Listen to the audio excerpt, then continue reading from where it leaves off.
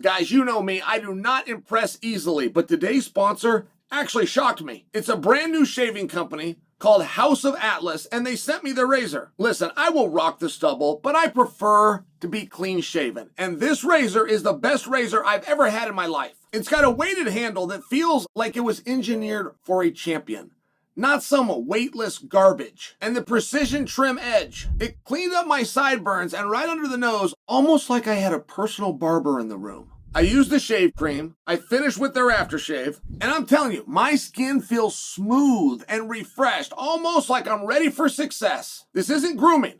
I want you to think of this as self-care with swagger. And here's the kicker. House of Atlas is now in Target stores nationwide. That's right. Next time you're at Target, you're maybe grabbing some paper towels.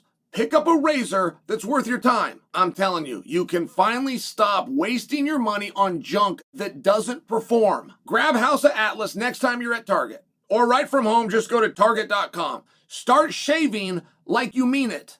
UFC fighter turns FBI informant. He demands reward money for a couple of names in a fight-fixing scandal. I did not know who this was. Now, this was Drakkar Klose,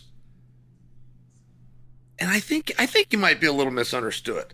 I know Drakkar very loosely, and this just doesn't seem like something he would say, but I didn't know what this was.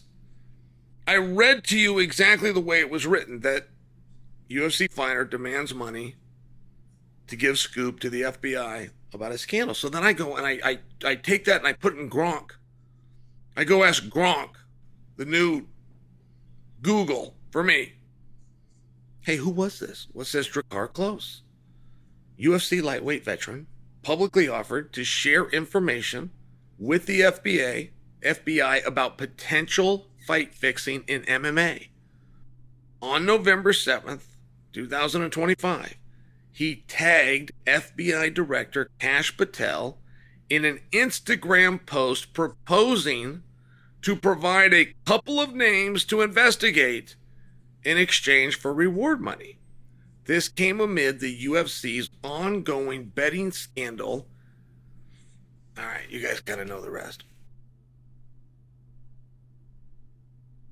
How serious do we take that?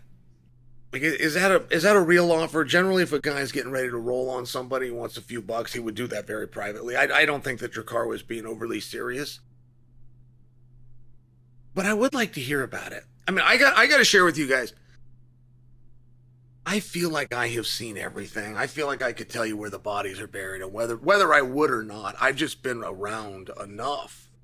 I've just been around long enough.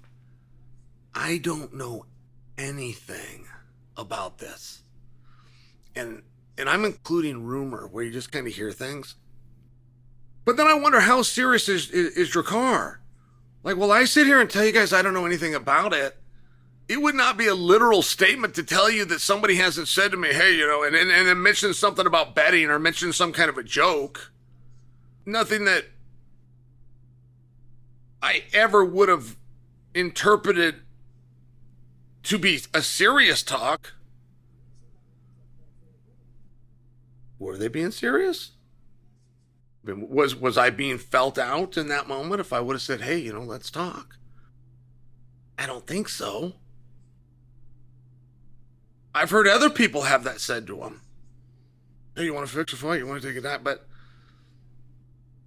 I never thought it was serious. In fact, even in hindsight, as I look back on it, the mere fact that they would come in a gym and say this loudly and in front of other people leads me to believe that I'm right, that there was no seriousness. There's just talk. And so I would wonder what Drakkar has to say.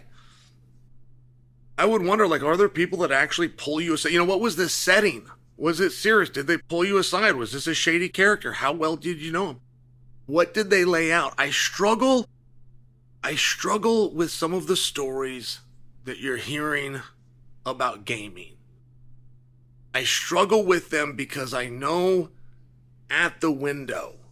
So in actual Vegas, in actual Atlantic City, if you go to a sports book, the real guys, the real players, you have a limit.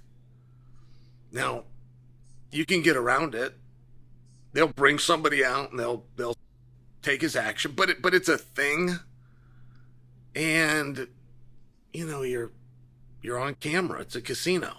A casino is a bank. So that's not what's being alleged. Every story that's being alleged is online. And online caps you, and they cap you quick. I think it's $500. I know it used to be $500. I'm giving you a quote from 2001. So with inflation and the way things move, let's just triple it. Let's quadruple it. You're at $2,000. What would 5 be? Uno, dos, tres, cuatro. Let's centuplet. Let's times it by 5. 500 times 5. You got $2,500 to bet. And there is nobody. Make sure you understand what I'm telling you. Most of you don't gamble. Those of you that do gamble, just try to picture this. Okay, I'm condescending to you, but I'm trying to get you to picture this. If you walk up to a window, an actual sports book, they'll stop you at 10 grand. You can get that way. They will come and they will wait and they will take your money, but there's a process for it. It doesn't just happen. Online, there is nobody to call. There is nobody to come forward and to waive it. But I hear these stories of people that are placing $250,000 bets. I'm not saying it can't happen. I'm just sharing with you. I don't know anything about this. And I don't think that it can happen. And I don't think they are doing it. On an entire undercard of a UFC, they don't bring in $250,000. Just to put in perspective for you. On the entire undercard, there's 6 fights, which makes up 12 fighters, and there's props every which way you could go. On the entire undercard, they don't bring in $250,000, but we're being told that somebody placed $250,000 on a dude to go down in the first round. Maybe. But I will tell you that what you were told about Chauncey Billups, now, that's my neighbor. I've never met the man, but he coaches for the Portland Trail Blazers, and he lives 21 minutes from my front door. But you were told that he brought in people for the mob, and it was the Italian mob, and it was years, and it was $7 million. I actually took the time to read the indictment. He attended one card game in his life. One card game in his life is what the actual indictment says. And he made a comment to one person, so-and-so's hurt. I'm going to put him in, but I'm going to bring him out in the first quarter. That person then went and placed a prop bet.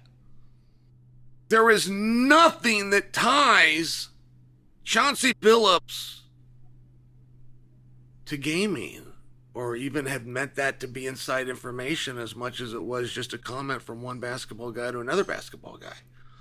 And that's 100% different than you read it in the media.